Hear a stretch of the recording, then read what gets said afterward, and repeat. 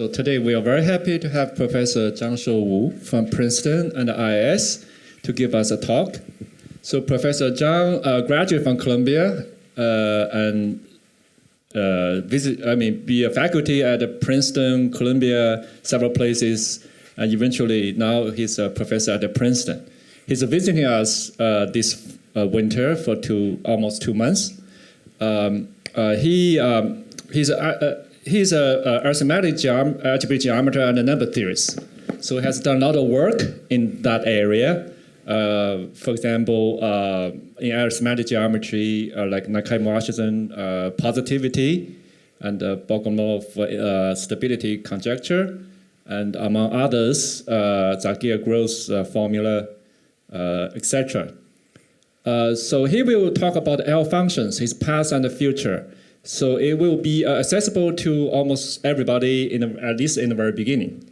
And also, by the way, he's a member of American Academy of Arts and Science. Okay, so welcome. Thank you for a nice introduction. It's nice come back after maybe 3 or 4, almost 4 years to see the older friends here. And the last time I remember I gave a talk about a congruent number problem. That's a variation problem. I talk about the progress. Today, I pick up that problem because the problem itself is very elementary. It's very easy to explain. But on the other hand, I could not really talk anything about the tools to prove the conjecture. So today I will talk one of the two. I probably view as one of the most important two in the number theory. And it's called error functions. And how many people heard of error function before? Just one. Okay. 2, 3. Yeah. So there's some people call it error function. Some people call it error series. People heard error series more because error series means the luxury series, right? So when you buy a car, there's error series. Yeah. So I had an exact same problem. So when I went to college, at that time, number theory was very popular. So there's a proof of the 1 + 2 theorem of Zheng Chen. So I went to college. So I went to a bookstore. I bought a book about a proof of a Goldbach conjecture. Then in a few pages, they come with the error function. And I had no idea about this stuff. It's not really nature subject. So I gave up a subject. So I just threw the book away. I studied algebra. So algebra much neat, clean, no functional calculus. But when I went to the college, the thing changed. Everybody uses the error function. There's nothing else I can use. So I started using, well, what's the hell of this stuff? There's why people just want to start this ugly business. And where did it come from? Where did we go? So this is my lecture, my discovery, my research, and the subject. Why people want to study the same, where we to go. Okay, so I will go back to, no, it doesn't work. It's freezed. Oh, okay. So I go back to the problem you probably met when you were in a middle school, elementary school. So the question will be, I give a positive integer k, can you find a formula 1 to the kth power plus 2 to the kth power up to 100 to the kth power? Right, so this is the question. Well, k equals 0, that's easy. 1 + 1 + 1, 100 times. Yes, 100. That's it. It's basically the definition. Then you come to slightly more complicated. 1 + 2 + 3 up to 100. So the kind of lazy teacher gives you the problem, right? Well, for smart kids, you find the answer 50-50 by use some way to do that.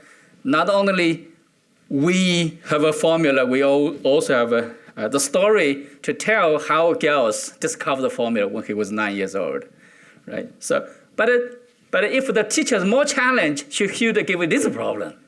1 square plus 2 square up to 100 square. Can you find some trick to do this problem, right? No, it's not easy to find it.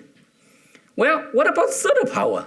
You keep it going, you find it's a much bigger number to do that, I don't think you can easily find a trick to do this thing this way. Before you know some substantial mathematics, yes, there has to tricks for all the powers. So, well, let's say what the tricks mean that we needed to find a formula for arbitrary k, arbitrary n, trying to see if there's a formula for these final sums. 1 to the k to the power, 2 to the k to the power, 3 to the k to the power, up to the n to the k to the power. Believe it or not, if there's a problem, you need the calculus, right? Okay, so let's review what the history is doing. K equals 0 is still a definition. It don't really that much. K equals 1, the formula actually precisely given by Pythagorean in the 550 BC. That's already know that. K equals 2, 1 squared plus 2 squared up to n squared. This is the formula we know is attributed to Archimedes. That's 250 BC. That's 300 years later, about the first formula. K equals 3, that took a much longer time. It's more than 700 years. It's given by the great Indian mathematician Aryabhata. He figured out k equals 3 and k equals 1 are very related. You compute this sum, you square, you get this one. Right? That's a really amazing formula. Well, how can I do for arbitrary k? So I have 1, k equals 0, 1, 2, 3. For arbitrary k, well, arbitrary k, the general formula already obtained by Fermat, Pascal, Bernoulli. This great mathematician, believe me, they thought about this question one way or the other way. And in fact, they already, all of them discover there's a general formula to compute the final sums up to n. And the formula is pretty simple, just one polynomial. You just take one more power there.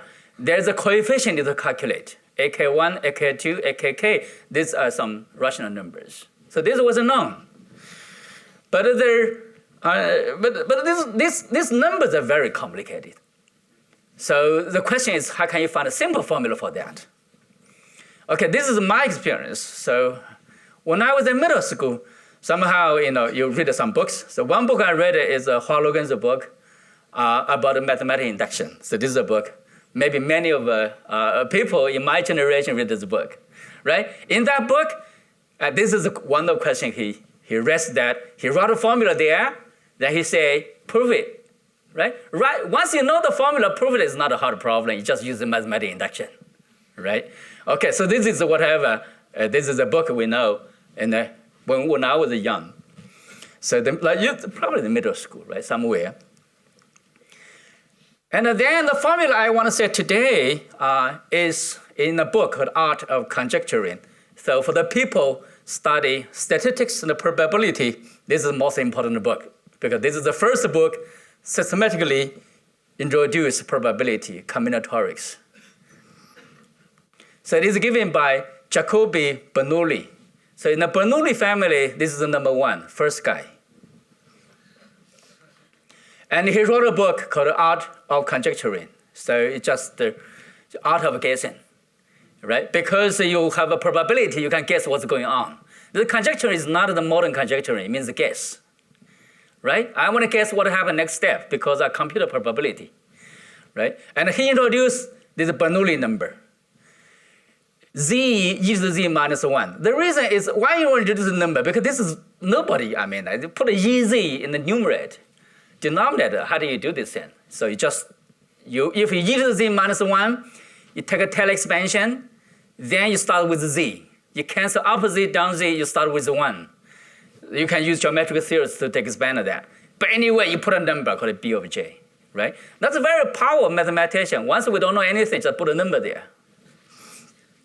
Give a letter, give a name. Then there's a final sum problem has a very simple formula. You just write down, it's very similar binomial formula. But it just, instead of a b to the upper of j, you put a b of lower j. If you make sure you don't make a mistake, if some student, the lazy student, forget the j is upper j, the lower j, upper j, then you get this formula, right? If he forgets that the j is downstairs, upstairs, You get this formula. So if you say very difficult for you to remember formula, just put this into there. So that's what you get. Okay, so this is older Bernoulli. Older Bernoulli, I mean, the story, his father has two sons. He wants one of the sons study medicine, other of the sons study religious, but his son happened to change his career to mathematics. So this is older Bernoulli. This is the famous book he wrote. That's the question you're doing. If you think that it's very hard to remember the formula because it involves the binomial coefficient, another way to do that is use the Yang-Hui Sanjiao or Pascal triangle. So the Yang-Hui Sanjiao is about the powers of sum of two numbers. Then for this formula, I only take a difference. So you get a difference of these two sine. You get a different two sine, you get a number, -1, 2, this sine here. You get many numbers. Each time, first one number, the two number, three number, you keep going. So the relation between this sum of powers and Pascal triangle or Yang-Hui Sanjiao is given by the following calculation. You put these coefficients in the triangle matrix. You compute the inverse matrix. You will get this thing. So that's probably the most easy way to get out the sum of final sums. Okay, so at this stage you say, well, the story is finished. The problem is solved, right?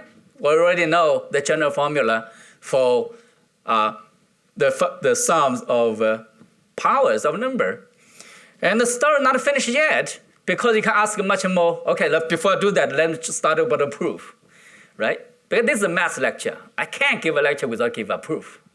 So I have to give a proof. Okay, so the proof in the combinatorial way is always like that. You put a generating function. Actually, downstairs we have an expert at combinatorics. You have a generating function, sk of n, right? You put it inside. This is a sum. This is a sum. Mathematics, we're going to do. The all trick I'm going to do is change the sums. That's the only thing we do. When you change your sum, then you use the facts of the Taylor expansion exponential function. You will get this thing, right? You get this. The top is easy. Top expand this stuff. The bottom, of course, we have no idea. But the Bernoulli just say, well, bottom, you don't know anything. Just give a number. This is the number we put there. You put things down. You take the expansion. That's whatever you proved. So you prove the formula. It's easy. Okay, so the proof is not hard. You just need very little knowledge about calculus, right? Some expansion of exponential function, right? That's already remarkable, right? The proof of the final sum of that, you need a knowledge about exponential function. What about negative power? We never ask the kids to compute negative power. That's nasty, right? You think about, even you want to compute 1 plus 1/2 plus 1 to 100, how do you compute this thing? You have to take a common denominator. That's a nightmare. 1 to the 100. There are 3 numbers I can do something like that. 100 numbers, how big the denominator are going to do? It's very complicated. So the best way is now, this time we really need the numerical mathematics, right? Put in the computer, you can compute the approximation. So you go 1 plus half plus 100, you get 5.18. You compute more, 1.64. You compute more, 1.18. So that's the thing you do. But if you study calculus, and somehow you can do more, if you have a nice sequence of decreasing function, when you have a final sum, you always can approximate it by integration. That's something we learned, the first principle in the calculus, right? Well, the question I ask is not about approximation, about exact formula. How can that possible? If I give you a function, I get a final sum, you want to find the exact formula. Okay, so what are the exact formula is that if this is a power, is a positive power, I get a polynomial, right? I just proved it's a polynomial. Negative power, I don't expect a polynomial. But can it be some function, some smooth function? If I don't have any requirement, it's pretty easy, right? I give a bunch of numbers, I just use the smooth line, connect them, I get a function. But if I assume this one to be analytic, or put more condition that, it's not necessarily easy. So the answer actually is yes. You always know to get this sum can get a nice function of x. So this is solved by Euler when he was 26 years old. So, so what's Euler proof actually much more general. For any nice function fx, the final sum is always a special value of some other nice functions. So in other words, when we do calculus, we make a difference of error. In Euler's time, he doesn't need error. He actually has exact formula. So let's just show you how Euler solved the problem. Euler first thing to do, well, if you have sum, you take two different then you get a difference equation, right? We have a difference equation. So only thing you do that, I give you f, can you find s? Right? So that's the question you're going to do. So I solve a difference equation. Euler is expert in calculus. What I'm trying to say is that the calculus is a tool, right, for the Newton, developed by Newton. It's a tool for the science. For Euler, it's a tool for art. I just show you how Euler doing. First thing you want to do is take a Taylor expansion for Sx minus 1. But his Taylor expansion is different than the usual one we do. We usually write this Taylor expansion is -1 is the number, this one's a variable. Euler said, no. There's x is a fixed. -1 should be variable. So you take this Taylor expansion. So Sx minus S prime of x plus this thing. When you put everything down, you write this down, the e to the negative ds of x. Oh my God. So this, he write the differential operate in an exponential way. Well, e to the x was invented by Euler. So he must know how to use this thing much more bravely than other people. He put this thing there. This is the differential operate. Then the difference equation will become this equation. 1 minus e to the negative d sx. Here, so far, we have nothing surprising. Well, you just rewrite this function. You don't get anything. This is what Euler doing. Euler said, well, you want to solve this equation, you need to invert this operator. Right? We don't know how to invert the operator because, you see, when you take 1 minus e of this thing, you start with the d. Euler said, well, what I'm going to do, I divide d. I put the d back here. I didn't do anything. But this guy now is a formally invertible because start with 1. So I put this in back.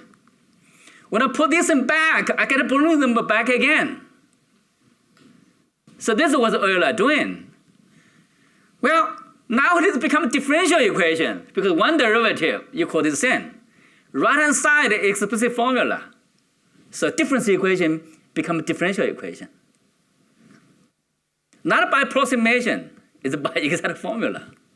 So you now integrate both sides. This side get Sx. This side, when you get rid of d, the first term is fx. So you really need to integrate.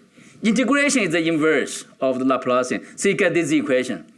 This looks familiar because this guy, approximately this guy was known. That's the teacher taught us in calculus 1. But this term we never heard of that. Right? But Euler knows actually that something like that happened. Okay, so if you take fx equal xk, this guy is the final sum because a polynomial. Right? Final sum. You can that recover the Bernoulli polynomial formula. He really computed everything. So, but his formula is much more general. He doesn't really need a polynomial. If k is less than 0. Okay, the case is 0, then the Euler formula up to a constant, compute everything. So this is s negative 1n is a 1 plus 1/2 plus 1/3 plus this thing. You keep going, then you get log n. That's the integration we get. This constant gamma you need to be determined because you have I have integration. I never tell you integration is a dangerous thing, right? Because you need to have if you definitely integral, you have something goes wrong. Indefinite integral you need to determine the constant. Anyway, there's a constant to be determined. But otherwise, it's completely explicit. So the sum of harmonic functions, harmonic sum, has explicit formula. It's not approximation. if for s equals if k is bigger than 1, it's very nice. So there you have the first term, which is infinite sum. You get all these formula. So this is Euler's sin. So Euler really push the easy game of sum of positive power to sum of negative power. And he gave exact formula. Only thing he needed to do next step is to compute this constant, right? So, well, now question become, how do you evaluate infinite sum, right? So now the game become infinite sum problem, right? So in 1735, Euler made the first major contribution to the problem. He solved the problem when k equals 2, which was called a Basel problem. Euler is a great mathematician, but he only proved big theorem when he has even age. He proved first theorem 26. He proved this theorem was 28. But this is the time he made himself a famous mathematician, not the first one. Because this is a famous problem, the Basel problem. Basel is a place in Switzerland, right, where the Bernoulli family grew up. Euler was a student of the second Bernoulli, Johann Bernoulli. So the first Bernoulli, Jacobi Bernoulli, was Johann Bernoulli's brother, older brother. His older brother taught him mathematics, but at the end, the younger brother is much stronger. So they end up fighting to each other all the time. That sounds familiar as a family, right? The younger brother has a son called Daniel brother. Daniel brother is a good friend of Euler. But Euler was very mad at Basel because Basel never gave him a position. So only when Daniel left, he came back. So this is why he stayed in St. Petersburg for a whole lifetime. But anyway, he solved this problem, immediately made himself very famous. So he found that the sum of the square is pi square of 6. This is not easy to guess. I mean, how do you guess something called pi square there, right? I mean, plus 6 there. So this is he found this problem. Now I show you how can Euler prove the theorem. I mean, if I say that the Euler proved the first contribution, he's brave enough, can invert the differential operator. That's the basic his truth is doing. The second one, he's also brave enough. What's he brave enough is that he's trying to start sine x.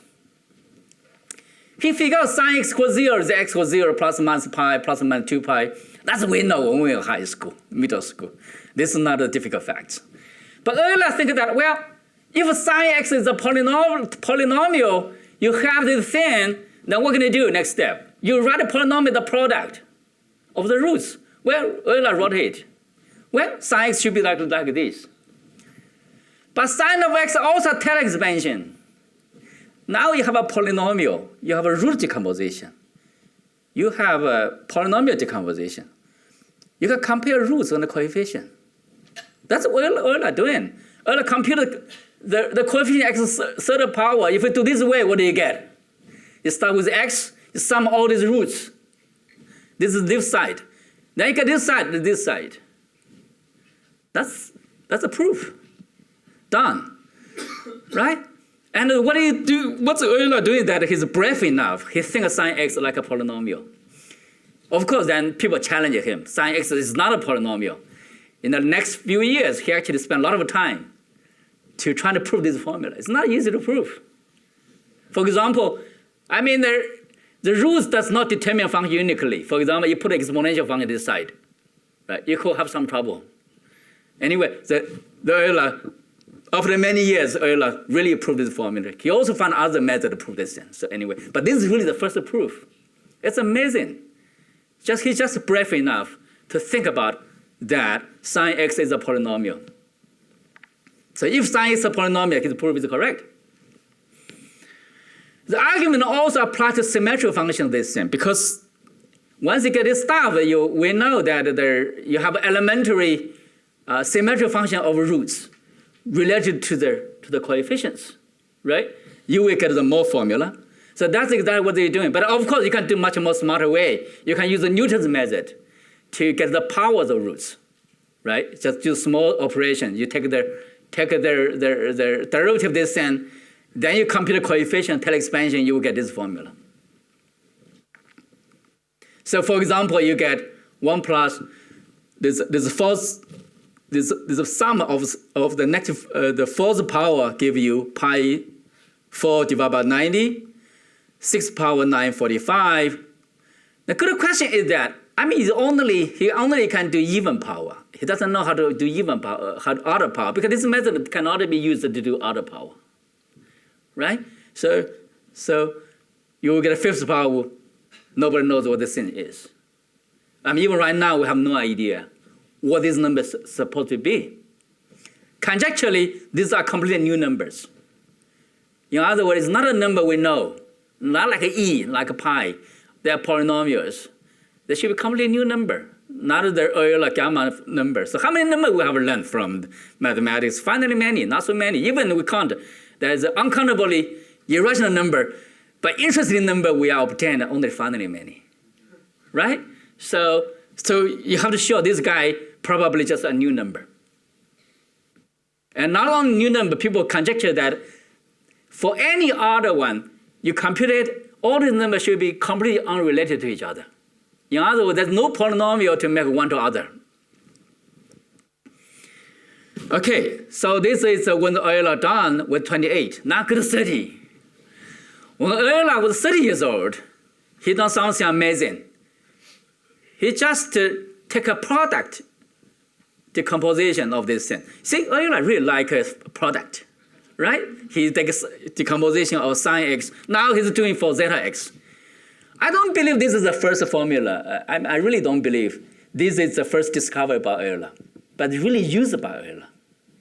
Okay, he takes this product. This product is not difficult to prove. It's just another way to write down the fundamental theorem arithmetic. So every integer has a unique way to decompose the prime products. So just use a more analytical way to write it, right? It's equivalent. No, there's no any difference. But what Euler uses is he take a log of zeta s both sides. You take a log zeta of x this size, you take expansion this thing, you get this stuff. So we know by calculus, if a sum of integers, if a button is a power bigger than 1, is convergent. So this second guy is O1. O1 means convergent. So the only problem s equals 1. When s equals 1, this guy is infinity. We study calculus. We know this is this Euler function. Exactly p series we study in the calculus, right? Well, calculus p bigger than 1 is convergent. P equals or less than 1 divergent. So we use divergence to prove this thing. And somehow this slide, I did something wrong. I have some few lines here that is missing. So this infinity of sum or reciprocal of primes, infinity, of course, shows infinitely many primes. But this identity is much stronger than the statement of there's infinitely many primes. That was first proved by Euclid, the 300 BC. Euler's theorem says that, well, not only infinitely many, they actually go pretty fast, not very fast, right? So because the reciprocal is infinite. These facts is really make the zeta function to be part of number theory. That's a starting, is the birth of analytical number theory. Because otherwise, I mean, you see, otherwise also to make the zeta function to be the one of a topic in number theory. So this is a really crucial year in the developments of number theory. That's a pretty amazing thing. So it starts with the final sum of powers until we discover this stuff. Euler really obsessed with this zeta function. And he found that the started zeta function at s bigger than 1 is not enough for him. He really want to study, make s less than 1. The one trick he want to do, he take a difference of twice of the second guy. He get an alternative series. Why the alternative series? Because when we do calculus, we know alternative series has a much easier criterion convergence. You need only s bigger than 0, right? Give alternative series of decreasing sequence. The convergence is just if every term goes to 0, it's convergent. So that's what Euler doing. Okay, so Euler redefined the zeta function by this method. Okay, now it's great. S bigger than 0 already makes sense, right? So next time when your teacher asks you compute the S less than 1, just do that by this way. It's convergent, right? So this guy is convergent, right? So before, okay, if S equals half, we are worried about it. For Euler, you don't worry about it. You can compute by this way. So Euler recompute this in, and use this method, Euler knows how to get the asymptotic formula when S goes to 1. Why? When S goes to 1, what this guy is? 1 minus half plus 1/3. That's exact Taylor expansion ln of 2. Right? When S goes to 1, what do we have? This goes to 0. But if we divide by S goes to 0, it goes ln of 2. That's kind of L'Hopital rule you use at the time. So this is he get asymptotic formula without any other tools. Then not finished yet. Euler said, well, I really want to get negative numbers. Are you crazy? You get a sum, 1 plus 2 plus 3, you get negative numbers. Euler said, well, why not? Alternative theory probably divergent. I put some power there. When I put a power here, this is serious. Her radius convergence equals 1. But I make S less than 1. If I'm lucky enough, I calculate it, then I take a limit, then maybe I get a number. Well, he actually computed zeta as a negative integers, obtain this identity. So that means that he calculated 1 plus 2 forever get negative half. People say the physicists are very brave, mathematics brave too. He put 1 plus 2 plus 3, computed going to get negative 1/12. He computed 1 plus 2 square, 3 square, it becomes 0. That's a bit bizarre. Right? Then he computed the 1 plus 2 to the cube plus 3 to the cube, get a 120. The even power, you always get 0. All even power sum goes to infinity always equals 0 by Euler's calculation. That's a bit strange. But these facts actually related to the sum of the other numbers. This actually has a relation with that one. Exactly because this is 0, we don't know how to calculate other thing. Okay, I'll tell you how Euler do this thing. It's not hard. The Euler's work is really easy. You see, you go to the 1 plus 2 to the k plus this thing. Euler rewrite this thing as this guy, right? Then Euler put x here, right? Put x everywhere. Then, well, you think of this guy. This guy is just differential this guy many times. But you differential your power log 1. But Euler said, don't you log 1, you multiply 1 there. So you get this thing. But when you get this thing, this guy almost like a geometric theorist. So this guy, now we know how to do this thing. Now what do? We change a variable, right? If we do this thing, we change x to e to the t, put everything back, you get Bernoulli number. Well, this gives you another thing. So Euler computed Bernoulli number. So he computed the positive even numbers, even integers, and the negative, and the positive even integer, and the negative other integers. He found there is a relation there. So Euler found that there's a formula. This formula was proved when Euler was 32 years old. Okay? So 26 to prove 1, 28 to prove 1, 30 prove 32 prove 1. Then he do something else. Okay, so this is the period just with the power of calculus, nothing else. Your first year calculus book can be used to do a lot of things there, right? Then what I say, well, if I study more mathematics, you will do something more. Definitely. So I will show you how the harmonic analysis or Fourier analysis can be used to prove more theorems. So this comes to Dirichlet. Dirichlet has a famous theorem. Dirichlet is a mathematician in Berlin.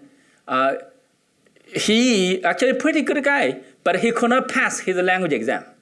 So he had no PhD whole lifetime. He has honorary PhD, but no real PhD. So he had to have 2 jobs because he had no PhD. He worked in the military and also a teacher in a local community college. But he's lucky enough he married a very rich woman. He survived. Well, you always find some way to do that, right? Yeah, so 我们的智商不好，情商挺高, right? So he proved one theorem is that in any arithmetic progression, there are infinite many primes. Okay. Later on, when Gauss retired his position, then Dirichlet took his position. So he was really high regarded. But the language exam is a language exam. So I have no idea in Hong Kong, some university want object language exam. Dirichlet have no language exam. He could be this way. So I understand them, right? So there's a Latin. Latin is much harder than Mandarin, right? So, okay.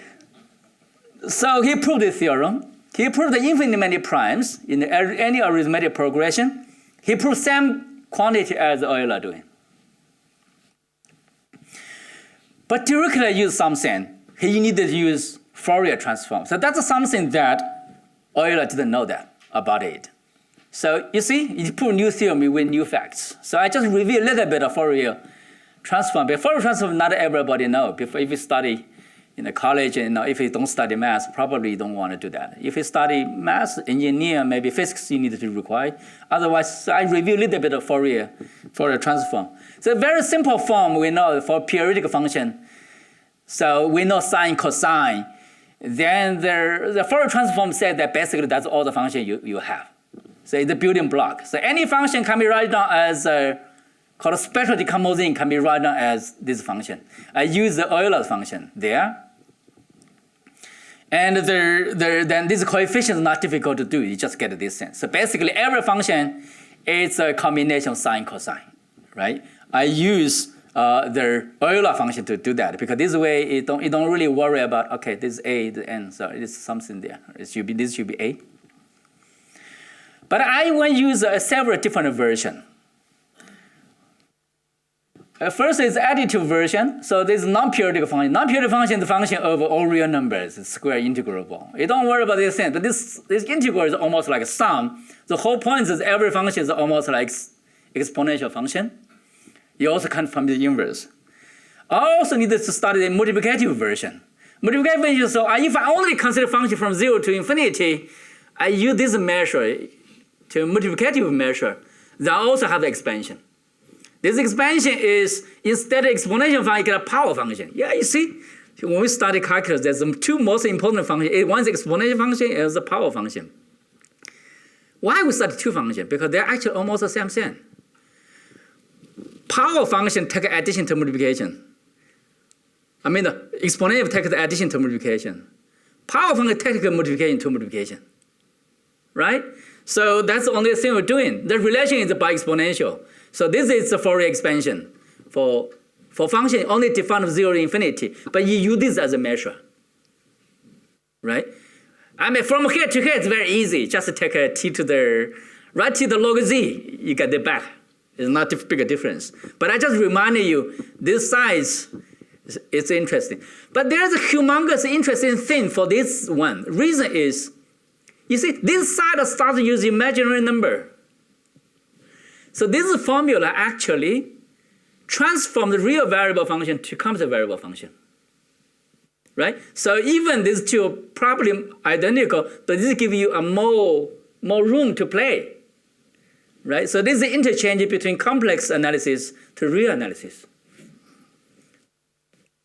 So I will use so-called discrete Fourier analysis. Discrete Fourier analysis is that your time is continuous, but some guy says time is discrete Fourier analysis. This is actually a very important subject in the real world. So I just consider my function, say it's just like 12 o'clock, right? And it's 12, just from. I don't continue everything, just the 12 o'clock. I have discrete Fourier analysis. So every function and this finite set has a Fourier expansion. The Fourier expansion is by this sine, because this stuff. So this is still sine cosine, but it's all of them is a Russian number. And not only that, I have multiplicative version too. So this is like a real number. This is like 0 infinity.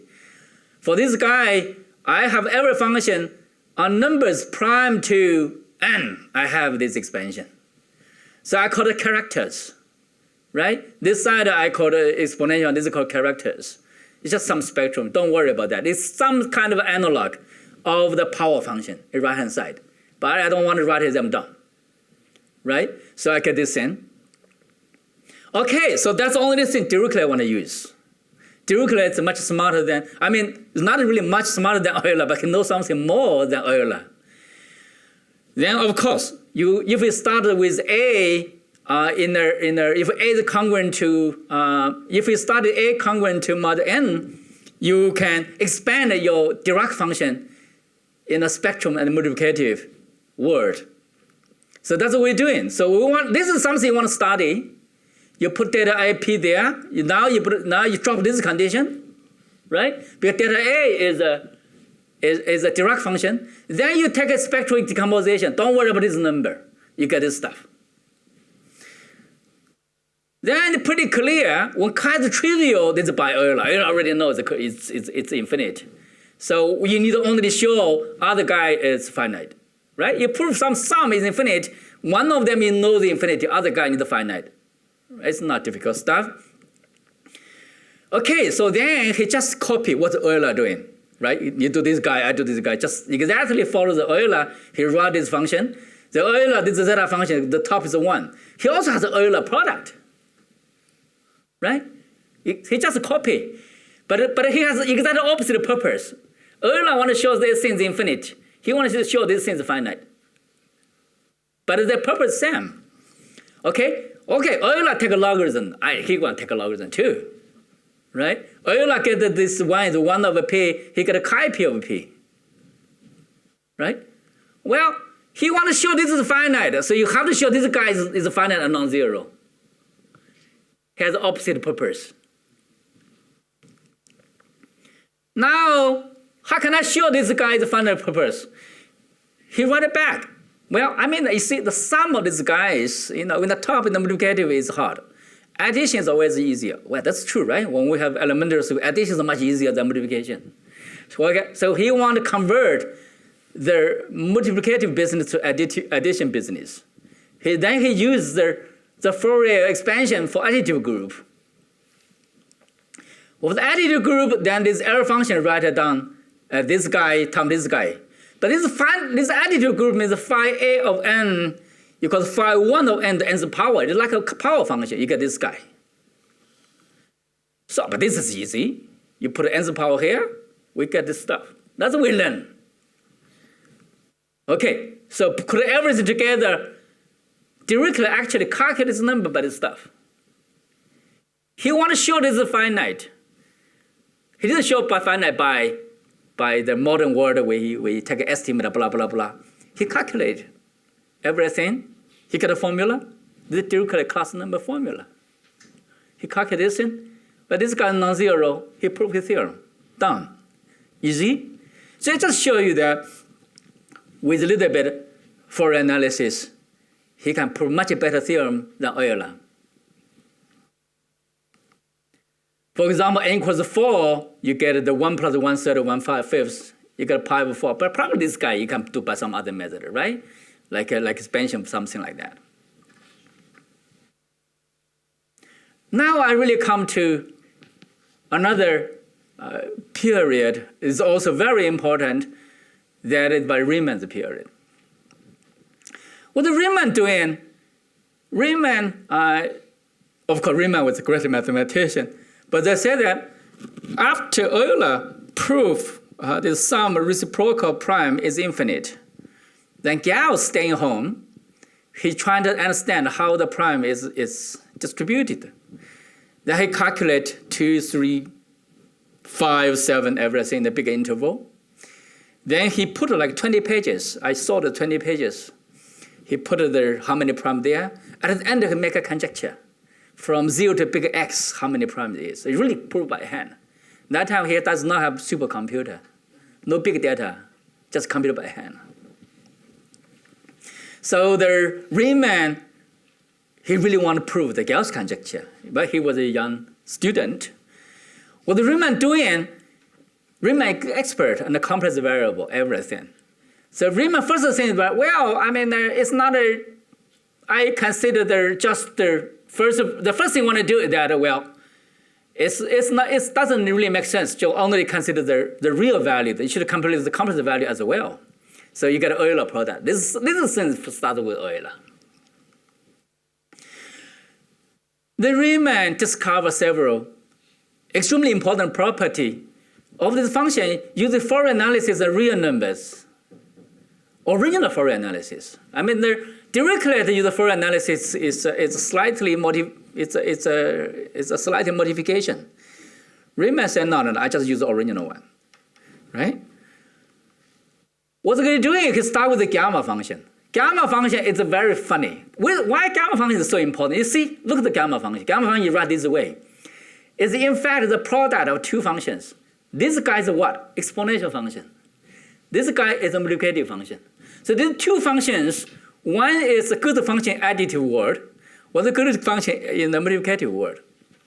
This shows you the gamma function actually tells you the relation between addition and multiplication.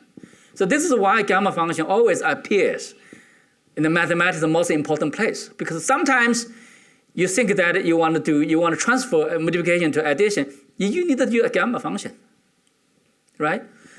Okay, so he used gamma function. He writes the zeta function as the Manin transform of the theta functions. So theta function, I mean, the Manin transform is just a Fourier transform. He writes this way, he get this guy. This is familiar to you guys, right? I mean, this is like a Gauss distribution. But it's just some distribution from 1 to infinity. Right? It's not a terrible function. Something we know, except that, I mean, you put n all the time. If n equals 1, we are done. You just put all in there, right? Then he used, I mean, in terms of multiplicative Fourier transform, zeta function is just Fourier transform of theta functions. But this guy is much easier. I mean, not much easier. It just looks not so skillful, right? But this is the sum of the nth power there. Now he rewrote this then, the sum from 1 to infinity to 1 is a Boston summation formula. He even get this very close formula. But this now is very funny. The f of t is a Gauss, the sum of Gauss distribution, but everything exponentially decay. So this guy decay very fast. So this kind of a thing there, this is a polynomial function. So this definitely is a holomorphic continuation of the complete plane. Not only that, you also get a functional equation. So he get a meromorphic continuation on functional equation. He also tell you where is the pole, right? This is what's the Euler proved by his trick. But for Riemann, this is pretty much the closed formula there. Why? But this is really interesting. So Riemann using the original Fourier transform, not the modified Fourier transform. And use the gamma function was invented by Euler, give a new expression of this thing, then he's done. But Riemann just like Euler, he really likes consider analytical function as a polynomial. Well, you see, this becomes, I mean, the hugest thing Euler up to Riemann this stage is that in Euler's time, the zeta function is only defined as bigger than 1. In Riemann's time, it's a complex variable function everywhere. So one thing you want to attempt to do is that write this function as a product in terms of roots. Right? Or they get function away. So you just like sine functions, you write it as a product in terms of roots. Euler has a product formula as sum of the facts.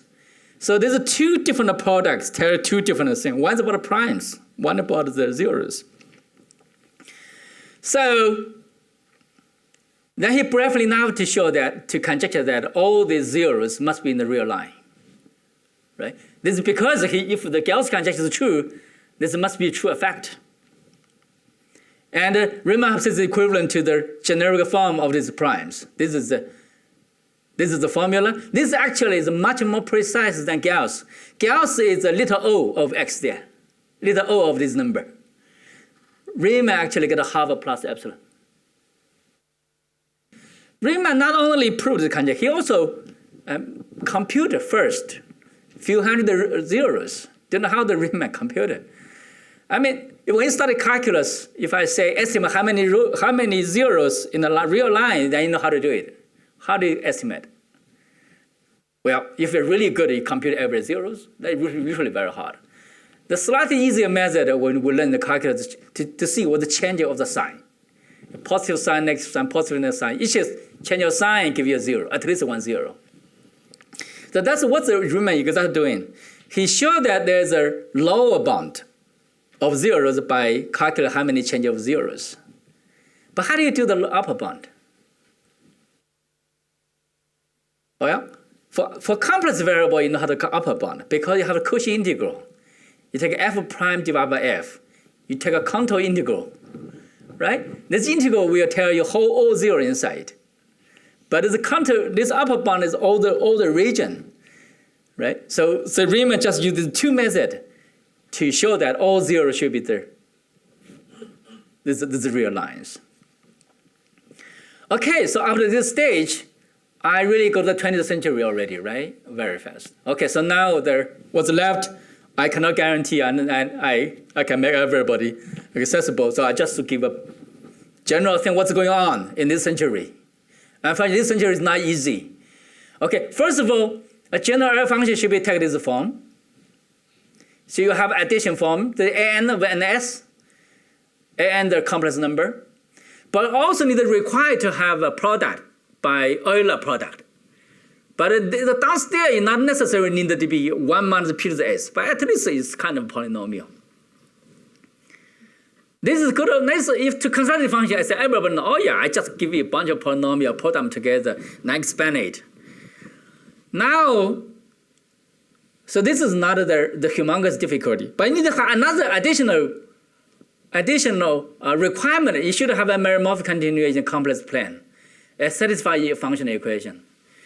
The two requirements together to make it almost impossible to find an error function by hand.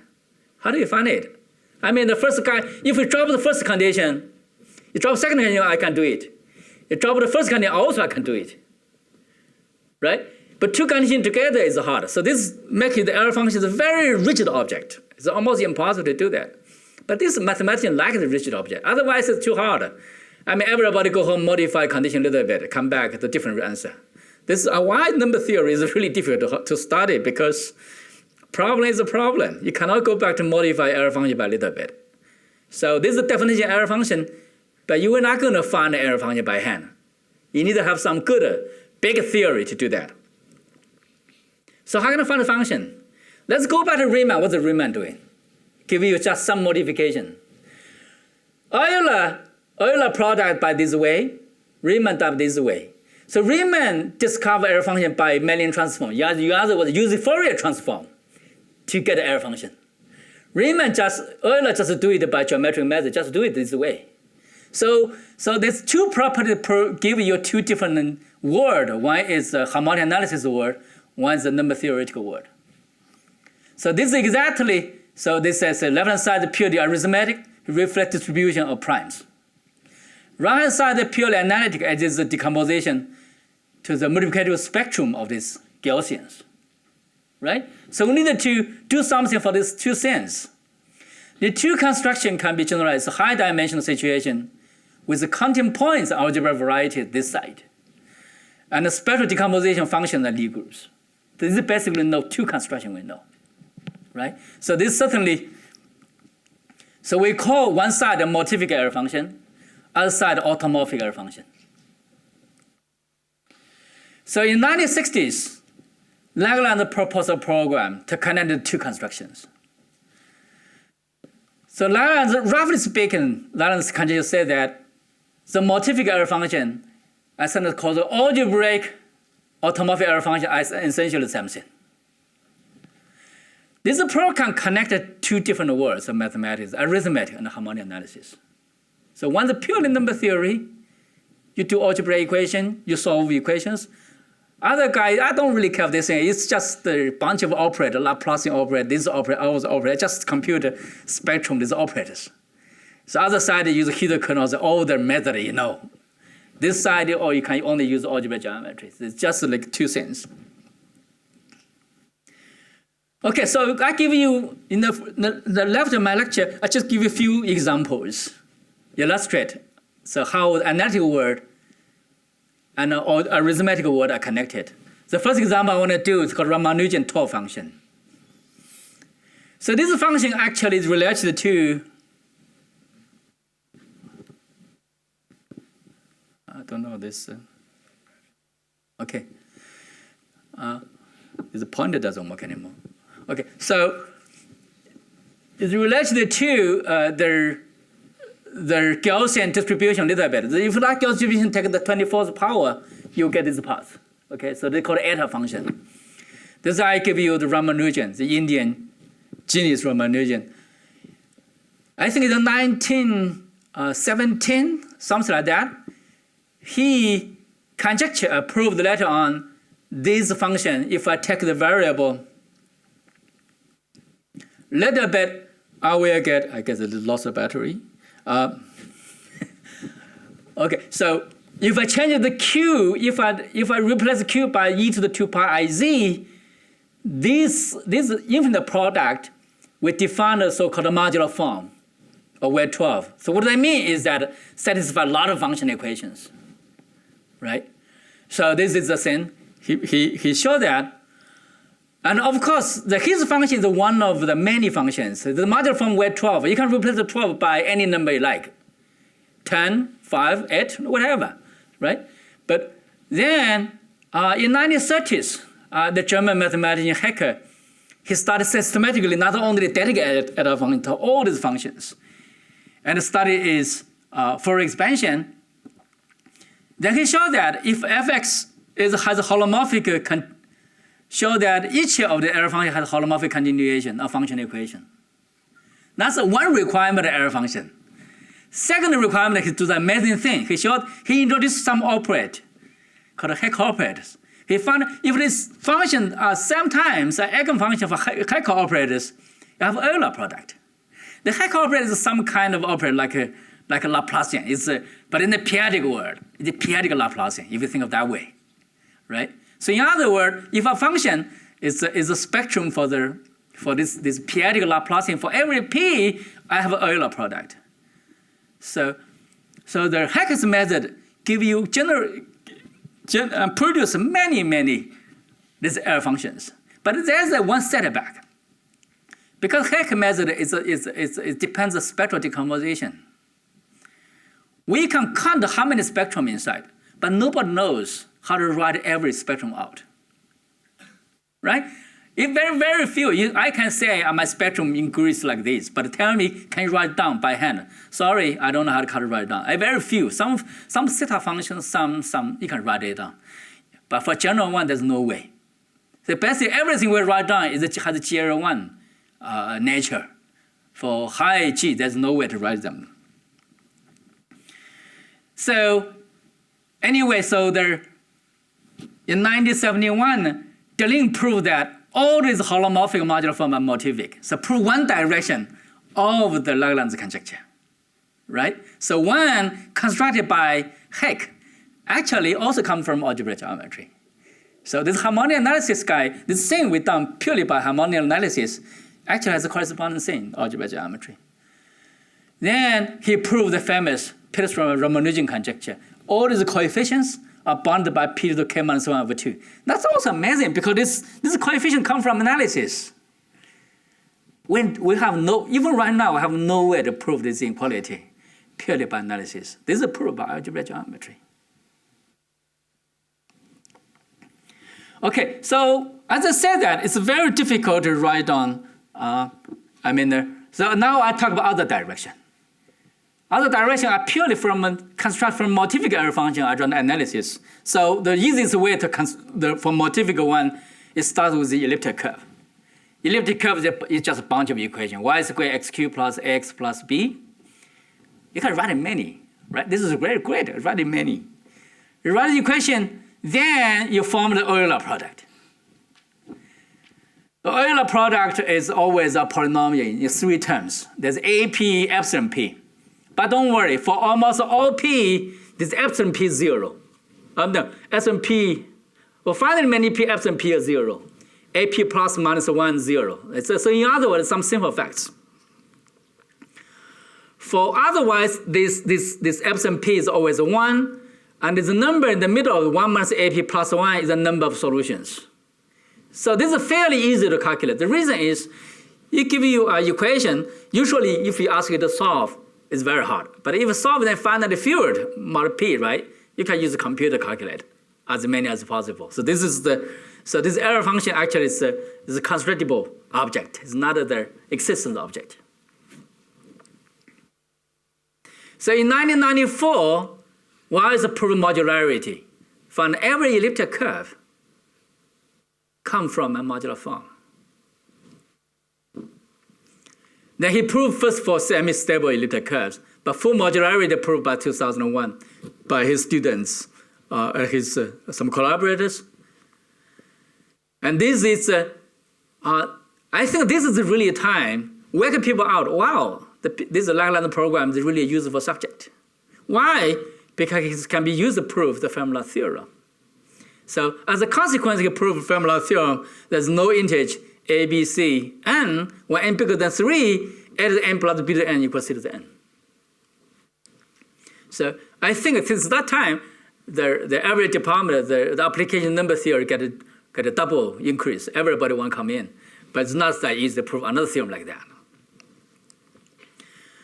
Okay, so I don't have time. I think my time almost finished. There's many. I discussed the Riemann hypothesis. I did discuss the Langlands program. There's some other subjects which I are more involved, the special value of the motivic error function.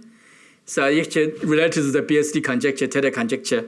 I listed 2 results there.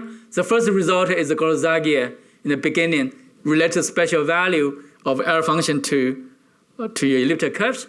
The another one, I think, is a recent work by Yunzhiwei and Zhang Wei. In 2015, they published in, I guess, this year, they generate this sense. So these 2 work are probably most exciting work and about special values of motivic error function. My title is Past and Future. I missed the present. The present, there's no way I can give a lecture, a public lecture. You probably need a 1-year workshop on this thing. For future, it's also easy, 3 lines. So the Riemann Langlands program, special value error series are 3 major topics in number theory in 21st century. This is my opinion. Okay, so for young people, you want to come in, this is probably something you want. One of them you want to study. So usually study whatever. But the tools is much beyond this day than the calculus, harmonic analysis. The thing involved right now is the heavy algebra geometry, periodic analysis. It's totally different thing. It's always true. You study more the fundamental mathematics, you're going to solve more problems, right? So the future means that the people should study more than me, right? What I do know is this kind of thing. Okay, thank you very much. So what's the latest word on BSD? Latest word BSD. I mean, people doing probability these days, statistics, called arithmetic statistics. Wei Zhang told me that for the graduate application, almost everybody wanted to how many the rank distribution, everything like that.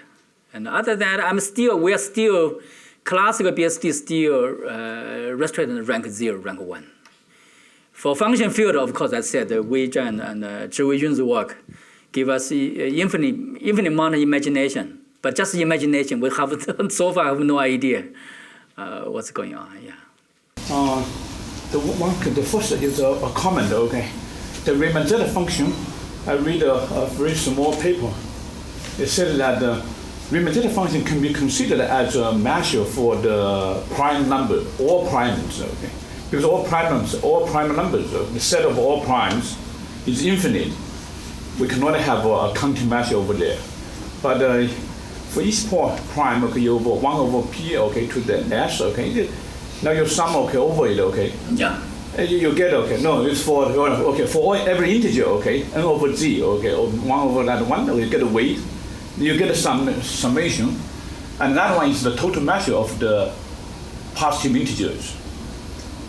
Now, okay, if Okay, for the L function, okay, whether do something like this, okay, you have the whole L function has some, okay, like a total measure, okay, or geometrical interpretation. Okay, I think that you have the geometrical interpretation. That's for some coefficients or some other things. Okay, whether the L function itself can be as a generalized measure of a some certain space, okay, or algebraic varieties. So I want to extend your question slightly more. So, for example, the Dirichlet theorem I mentioned on the blackboard, right? So this for each A, you have a residue class. Oh, that's algebraic interpretation for the Riemann Zeta function. Okay, that means the Dirichlet series. Okay, you mean given any series, you can have Dirichlet theorem. Series. Okay, but here for finite is okay, and that one you get okay, that convolution product becomes the product of functions. Okay, then Riemann Zeta function, it becomes reciprocal. Okay, it's reciprocal. I don't know what you talk about it. And that is another kind of interpretation for that's for Riemann Zeta function. But for L function, I don't know whether it's some kind of thing. It's the same thing because only when you have a pole, you don't have a pole, you don't have anything, right? If you're already convergent, what are you going to prove? So you are talking about basically the Riemann Zeta function is the only function. Okay, there's a big conjecture. It's by R10 and Langlands 2. So only function has a pole the Riemann Zeta function. So that's so unfortunately that's the only thing. There's no other error function actually is holomorphic. So at s equals 1 is a finite number. We don't have the phenomena you just said. But the finiteness of error function means what? It means this angle is pretty smooth. So only one direction you're going to distribute it. So what he said is really the fundamental theorem primes, right? How many prime less equals than x? Give a formula. You also can do slightly more complicated. There's a so-called Chapatov density theorem. Then for distribution of the primes in number field. For modular form, which is not from number field, there's a Sato-Taylor conjecture proved by Richard Taylor a few years ago. That reflects the thing you are doing. So you're talking about statistics of primes, right? Do take this serious. Just okay. Comments, yeah. Okay, I have a comment. Euler proved a good result every other year. Do you think he's getting tenure here? I think after the Basel problem, he will get tenure. And so you're going against him because he published too many papers. So it's hard to, Euler wrote so many papers.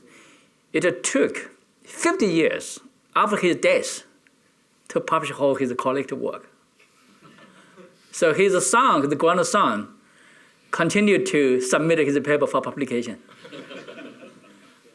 It took us 50 more years after he died. So then, so there could be a problem in modern society. This guy wrote too many papers. Who knows which one is more important than the other guy? Yeah. And on the other hand, Riemann only do a few papers, maybe nine papers, 9 or 6 papers. And I guess in today's world, in pure mathematics department, if you have a grad students, probably every student has one way or other way, his work is completely invented by Riemann. Not as related, it's really invented. Riemannian geometry, of course, is one thing. I mean, when you do number theory, to abelian variety. Abelian variety is not by Abel, it's by Riemann, right? He is really the guy to the high dimension. Abel only to one dimension, right? So that's it's anyway. I mean, Euler is just amazing mathematician. It's just I could not believe. You see how powerful he can use the calculus. Even the calculus, the first year we learn in Riemann's hand is already remarkable. I know that you are an expert in algebra, but when I was learning algebraic geometry, and I just cannot remember some results in commutative algebra. I'd like to.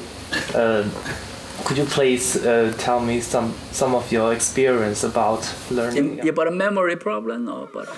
I just feel it's difficult. Okay, I tell you one thing. This is an interesting phenomenon. Yeah, all the other mathematicians, we always have shorter memory than a physicist. Not only you, everybody. So what we do is always like that. Every day, I have a pen. The question we're not require memory. We require repeating. So every day you have a pen, have a pad. Actually, 99% of the time you are recalculate the integrals. So what do we hope is the following times? Because I forget what I'm doing last time. This time recalculate, maybe I do something different. So there's a different thing.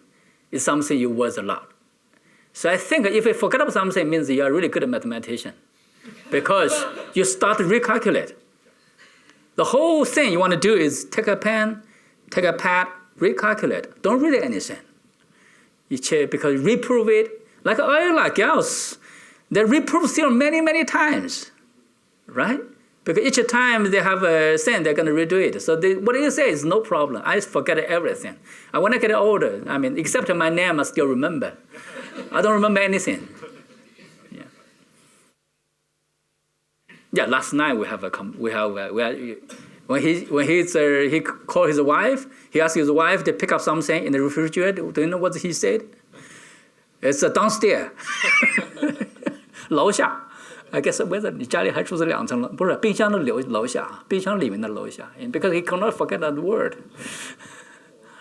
Yeah, so that's not a problem. The problem is that you usually used to have a pen and pad. To the calculation. Something you forget, you start something remember.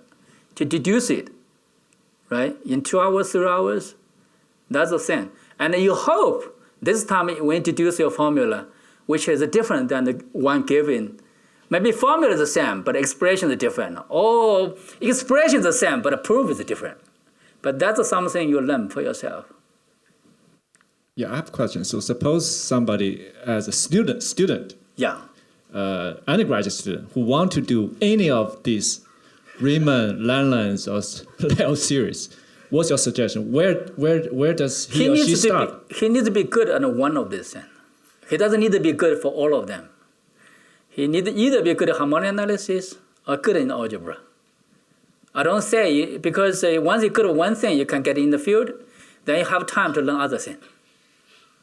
Right? But if you're good for both of them, that's impossible. Right? So here, how much thing we involve? There's a representation theory, there's a number theory, there's algebra geometry, right? Representation theory already involves whole analysis inside. I think I need to be good at one of them. Once one of them, you talk to the teacher said, well, since you know this thing, I give you a problem. You start to work. Once you work on this problem, then you explore by yourself more things. Then who knows what's going on? Because at the end, you're supposed to know much more than your advisor. But that's not because, so the advisor has no way to teach you what to learn because they don't know what's going on. I don't know my students always know much more than me. But when they come to my office, they know much less than me. But in 2 or 3 years, they know much more than me. So every time I don't know anything, I just write to Colonel Zhang, say, this. Then I go there to check. That's it, right? That's a good use of students. Any more questions? All right, okay. Thank you very much and for the wonderful talk and interesting exchange with our audience. Okay, thank you very much. Okay.